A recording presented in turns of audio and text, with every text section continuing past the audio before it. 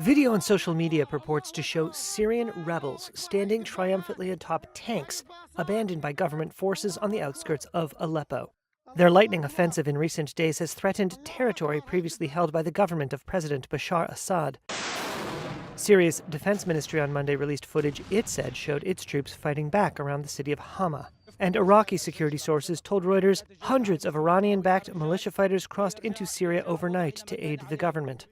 Iran's regional militia forces, along with Russian air support, were key to turning the tide in Syria's civil war in 2016. But the renewed fighting has focused a myriad of international interests in a civil war where front lines have been largely frozen for 4 years. On Monday, the head of the internationally recognized Syrian opposition based in Istanbul said he would not stop fighting until Assad committed to a political process. Meanwhile, Iran's foreign minister Abbas Araghchi was in Turkey on Monday for discussions. Tehran supports the Assad government while Ankara backs the rebels.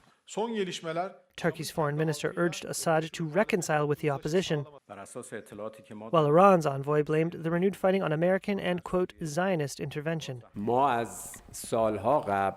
Monday, a spokesperson for Iran's foreign ministry said military consultants would remain in Syria, and a Kremlin spokesperson said Moscow continued to support the Syrian president.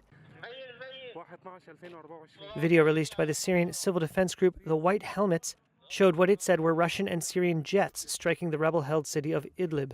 The sudden violence comes amid an exclusive Reuters report that the U.S. and the United Arab Emirates had discussed lifting sanctions on Assad if he distanced himself from Iran. That's according to 5 people familiar with the matter. According to the sources, the new rebel advance is a signal of precisely the sort of weakness in Assad's alliance with Iran that the Emirati and U.S. initiative aims to exploit. But, sources said, if Assad embraces Iranian help for a counteroffensive, that could also complicate efforts to drive a wedge between them.